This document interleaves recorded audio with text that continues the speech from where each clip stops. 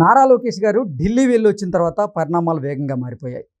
ముఖ్యంగా ప్రధాని మోదీ గారితో భేటీ తరువాత ఆంధ్రప్రదేశ్లో సంచలనం సృష్టించినటువంటి మద్యం కుంభకోణం విషయంలో ఇప్పుడు సిట్ అధికారులు దూకుడు పెంచారు. ఈ మద్యం కుంభకోణంలో జగన్మోహన్ రెడ్డికి అత్యంత సన్నిహితంగా ఉండేటువంటి జగన్మోహన్ రెడ్డి సమీప బంధువు అయినటువంటి సునీల్ రెడ్డికి ఈ మద్యం కుంభకోణంలో సంబంధం ఉన్నట్లుగా సునీల్ రెడ్డిని జగన్మోహన్ రెడ్డి ముందు పెట్టి కొన్ని డొల్ల కంపెనీల ద్వారా ఈ మద్యం కుంభకోణం ద్వారా సంపాదించినటువంటి డబ్బుని విదేశాలకి తరలించారనేటువంటి ఆరోపణలు ఇప్పుడు జగన్మోహన్ రెడ్డి మీద వస్తున్నటువంటి నేపథ్యంలో ఈ నెల చివరిలో జగన్మోహన్ రెడ్డి అరెస్ట్ ఖాయం అనేటువంటి వాదనలు తెరమీదకి వస్తున్నాయి. ఈ నేపథ్యంలో ఈ అంశం మీద మనం పూర్తి స్థాయిలో విశ్లేషణ చేసుకుందాం. ప్రస్తుతం మనతో పాటున్నారు తెలుగుదేశం పార్టీ రాష్ట్ర అధికార ప్రతినిధి సూర్యదేవర లత గారు. లత గారితో మాట్లాడదాం. లత గారు నమస్తే. నమస్తే. నారా లోకేష్ గారు ఢిల్లీ పర్యటన వెళ్ళి వచ్చిన తర్వాత ఆంధ్రప్రదేశ్లో పరిణామాలు నిజంగా శరవేగంగా మారుతూ ఉన్నాయి. ముఖ్యంగా ప్రధాని మోదీ గారితో భేటీ తర్వాత చూసుకున్నట్లయితే ఆంధ్రప్రదేశ్లో సంచలనం సృష్టించినటువంటి మద్యం కుంభకోణంలో సిట్ అధికారులు దూకుడు పెంచారు. ఇప్పుడు మద్యం కుంభకోణంతో సునీల్ రెడ్డికి సంబంధాలు ఉన్నట్లుగా వాళ్ళు తేల్చారు. సునీల్ రెడ్డికి సంబంధించినటువంటి ఆఫీసుల్లో సోదాలు కూడా నిర్వహించారు. ఇక సునీల్ రెడ్డిని ముందుంచి జగన్మోహన్ రెడ్డి ఈ మద్యం కుంభకోణం ద్వారా సంపాదించినటువంటి అక్రమ ధనాన్ని సూట్ కేస్ కంపెనీల ద్వారా విదేశాలకు తరలించినట్లుగా కొన్ని వార్తలు వస్తూ ఉన్నాయి. ఏంటి అసలు మద్యం కుంభకోణంలో ఏం జరగబోతోంది? జగన్మోహన్ రెడ్డి నెలాఖరికి అరెస్ట్ అవ్వడం ఖాయం అనేటువంటి వార్తలు వస్తున్న నేపథ్యంలో దీని మీద మీ విశ్లేషణ ఏంటంటే ఏం చెప్తారు? అంటే మనం ఏదైతే తెలుగుదేశం పార్టీ ఉందో దాని ఎక్కువ భాగం ఇప్పుడు భుజస్కంధాల మీద మోస్తున్నదే నారా లోకేష్ గారు. ఎందుకంటే ఇంకా నెక్స్ట్ ఫ్యూచర్ లీడర్ ఆయనే. అంటే యువతని ఒక తాటి మీదకి తీసుకురావాల్సిన బాధ్యత కానివ్వండి, అదేలాగా అంటే ఆయన తీసుకొని వస్తూ ఆయన కూడా అంటే ఇప్పుడు నేషనల్ పాలిటిక్స్కి వెళ్ళినప్పుడు బాబు గారిది ఒక మార్క్ ఉండేది. సో ఆ మార్కుని నెక్స్ట్ లోకేష్ గారు కూడా క్రియేట్ చేసుకుంటున్నారు. మనం చూసాం ఇప్పుడు ఉపరాష్ట్రపతి గారి సెలక్షన్లో కానివ్వండి, ఆయన కనబరిచిన ఇది కానివ్వండి, సో అందరూ మెచ్చుకోవటం కానివ్వండి, ఆ మోదీ గారు కూడా అప్రిషియేట్ చేయటం కానివ్వండి, ఇవన్నీ చూస్తా ఉంటే ఖచ్చితంగా నారా లోకేష్ గారు సో బాబు గారు లాగానే ఆయన కూడా జాతీయ స్థాయిలో రాజకీయాలు చేయగలరు అనేది ఖచ్చితంగా మనకు అందరికి ప్రూవ్ అయిపోతుంది. ఎగ్జాక్ట్లీ. అంటే నేపాల్లో పరిస్థితులు కొంచెం తారుమారైనటువంటి నేపథ్యంలో నేపాల్లో చిక్కుకుపోయినటువంటి తెలుగు వారిని కూడా ప్రత్యేకమైనటువంటి విమానంలో ఆయన చొరవ చూపించి ఆంధ్రప్రదేశ్కి తీసుకురావడం జరిగింది. ఆ తర్వాత కూడా భారీగా అప్లాస్ అయితే వస్తూ ఉన్నాయి అతనికి. ఇప్పుడు గతంలో నారా చంద్రబాబు నాయుడు గారు ఇలాంటివన్నీ చేశారు. కానీ లోకేష్ గారి హయాం వచ్చేటప్పటికి సో అంత ఫాస్ట్గా రియాక్ట్ అవుతారా అనేది అందరికీ ఒక డౌట్ అనేది ఉంటుంది కదా. సో ఇది అలాగా ప్రతిదానికి తొందరగా రియాక్షన్ అవటం కానివ్వండి, ప్రజల కోసం ఎక్కడ ఏ రాష్ట్రంలో ఇబ్బంది పడ్డా చాలాసార్లు మనం చూసాం. ఎక్కడ ఫ్లడ్స్లో వచ్చి ఆగిపోయినా కూడా వాళ్ళని మళ్ళీ తీసుకురావటం. ఆ గతంలో తెలంగాణకి సంబంధించిన వాళ్ళని కూడా తీసుకొచ్చారు. తెలుగు వారిని అందరినీ కూడా సేవ్ చేసిన ఇవి ఉన్నాయి. అదేలాగా గల్ఫ్ కంట్రీల్లో కూడా ఎవరైనా ఇబ్బందుల్లో ఉంటే వాళ్ళని తీసుకురావటం కానివ్వండి, ఇలాంటివన్నీ ప్రూవ్ చేసేసుకున్నారు. అదే మనం నిన్న నేపాల్ విషయంలో కూడా జరిగింది. సో వాళ్ళు ఫ్లైట్లోనే అందరూ థ్యాంక్స్ చెప్పటం కానివ్వండి, ఆ వీడియోస్ ఆ క్లిప్పింగ్స్ అన్ని కూడా చూసాం. అదేలాగా జాతీయ స్థాయిలో ఈ రోజున చక్రం తిప్పుతున్నారు నారా లోకేష్ గారు అనేది అందరి కళ్ళకు కట్టినట్టు కనపడుతుంది. ఓకే, ఏంటి నిజంగా ప్రధాని మోదీ గారితో లోకేష్ గారు భేటీ అయినటువంటి నేపథ్యంలో ఆ భేటీలో ఆంధ్రప్రదేశ్ రాజకీయాల గురించే కాకుండా రాష్ట్రానికి రావాల్సినటువంటి నిధులు మిగతా వాటి గురించి కూడా చర్చించుండొచ్చని, ముఖ్యంగా ఈ మద్యం కుంభకోణానికి సంబంధించిన అంశం మీద చర్చించారనేటువంటి వాదనలు తెర మీదకి వచ్చాయి. దాని తర్వాత ఇప్పుడు సిట్ దూకుడు పెంచినట్లుగా కూడా కొన్ని వార్తలు వస్తూ ఉన్నాయి. ఏం జరగబోతుంది మద్యం కుంభకోణం? ఇప్పుడు ఏదైనా ఒకసారి కూటమిలో ఉన్నాం, కూటమి ప్రభుత్వం ఉంది. సో బీజేపీకి కూడా ఏపీ రాష్ట్రం మీద అంతే ఇది ఉంటుంది, కన్సర్న్ ఉంటుంది వాళ్ళకి. సో ఏపీ రాష్ట్రంలో ఏం జరుగుతుంది అక్కడ అంటే గత ప్రభుత్వం చేసిన ఇవి వైఫల్యాలన్నీ కానివ్వండి, స్కాములు కానివ్వండి, ఇవన్నీ వాళ్ళకి తెలియాల్సిన బాధ్యత కూడా ఉంది. సో ఆబ్వియస్లీ అది లోకేష్ గారు ప్రధాని గారి దగ్గర చెప్తారు. సో గత ప్రభుత్వం ఇలాంటి స్కాములు చేసింది అనేదే రావచ్చు, భవిష్యత్తులో మనం ఏం చేయాలనేదే కావచ్చు.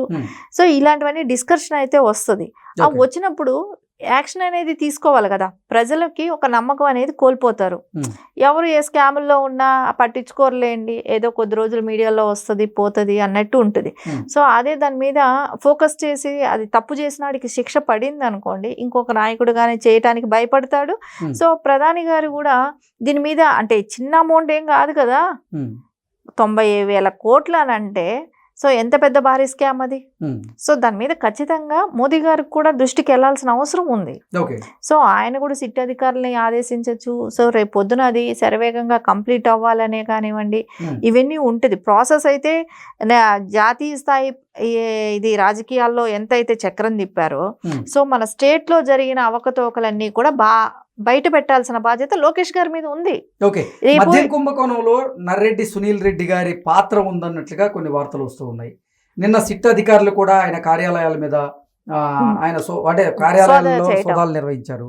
ఈ నేపథ్యంలోనే అసలు జగన్మోహన్ రెడ్డి సునీల్ రెడ్డిని ముందుంచి సూట్ కేస్ కంపెనీల ద్వారా అంటే మద్యం కుంభకోణం ద్వారా సంపాదించినటువంటి ధనాన్ని విదేశాలకు పంపించారనేటువంటి ఆరోపణలు జగన్మోహన్ రెడ్డి మీద వస్తూ ఉన్నాయి. దీన్ని ఏంటి, ఎలా చూడాలి? ఇప్పుడు నర్రెడ్డి సునీల్ రెడ్డి గారు భారతిరెడ్డి గారికి సమీప బంధువు అని ఉంది. సో ఖచ్చితంగా మనం చూసాం గతంలో కూడా అందరూ కొంచెం బంధుత్వం ఉంటే వాళ్ళు అలా చుట్టేసుకొని సో వాళ్ళని అందరినీ అడ్డం పెట్టుకొని సో కేసులు రేపొద్దున వాళ్ళు తగులుకోవచ్చు. సో వాళ్ళకి డబ్బాస్ అయినా చూపిస్తున్నారా, లేకుంటే వాళ్ళ అవసరాలకి వాడుకుంటున్నారా, ఒక క్యాస్ట్ని కూడా దీనిలో మనం ఇంకోటి ఇంపార్టెంట్గా చెప్పుకోవాల్సింది, ఒక కులాన్ని కూడా వాళ్ళు వాడుకున్నట్టే కనపడుతుంది. సో ప్రతిదీ ఇప్పుడు నేను జగన్మోహన్ రెడ్డి అన్నప్పుడు రెడ్డి అనే ఒక ఇది పెట్టుకున్నప్పుడు అదేలాగా ఇప్పుడు ఆ స్కాముల్లో ఆయనతో పాటు ఇరుక్కునే వాళ్ళు ఎవరున్నారు చెప్పండి? సేమ్ అదే కులానికి చెందిన వాళ్ళందరినీ లైన్ పెట్టి వెళ్తున్నారు కదా. సో ఎందుకు వాళ్ళకేదో మంచి చేస్తున్నాడు అనేది ఏం కనపడడంలా ఇక్కడ, వాళ్ళందరినీ ఇరికిస్తున్నాడు.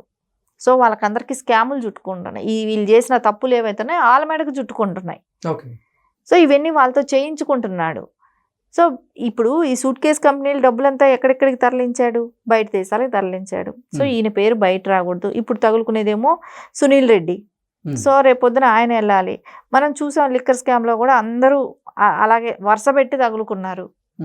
కానీ వాళ్ళ గురించి జగన్మోహన్ రెడ్డి గారు అంటే ఆయన ఎప్పుడూ కూడా నేను తప్పు చేయలేదు అని ఖండించుకునేది కూడా భరోసాగా ఎక్కడా బయట మాట్లాడటం లేదు.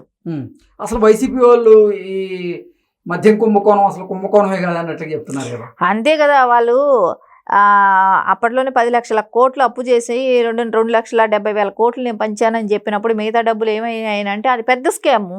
దాని మధ్యలో మలుచుకొని 90,000 కోట్లు చాలా చిన్న స్కామే కదా వైసీపీ వాళ్ళకి.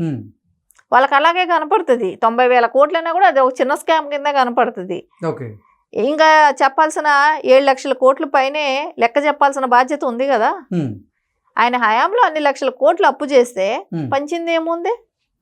సో అదే పెద్ద పెద్ద స్కాములు చేసిన వాళ్ళకి ఇది జుజుబిలాగా కనపడుతుందేమో, అంతే కదా.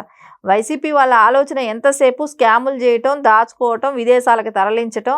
జగన్మోహన్ రెడ్డి గారు ప్రత్యేక విమానాల్లో వెళ్ళినప్పుడే తెలియాల్సిందండి ఆయన ప్రత్యేక విమానాలు ఎందుకు వెళ్తున్నాడు. సో రిజల్ట్స్ వచ్చే ముందు కూడా వెళ్ళాడు, వచ్చిన తర్వాత ఒకసారి వెళ్ళాడు, ఎక్కడికి వెళ్తున్నాడు, అసలు వెళ్ళేటప్పుడు ముందు మనకు చాలా సార్లు కూడా కంటైనర్లని కూడా మాట్లాడుకున్నాను.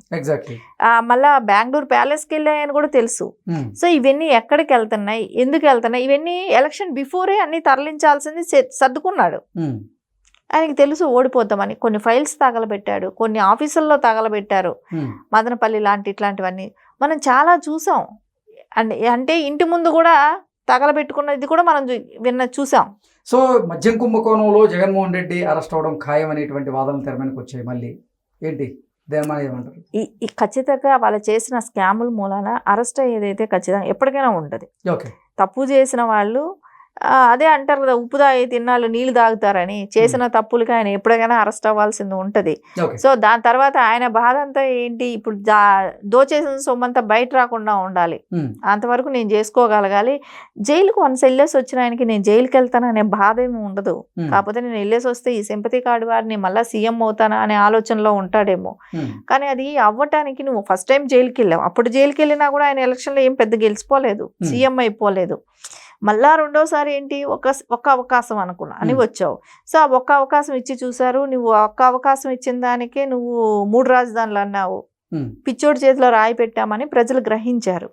సో అందుకని వాళ్ళు మళ్ళా నిన్ను 11 స్థానాలకు కూర్చోబెట్టారు.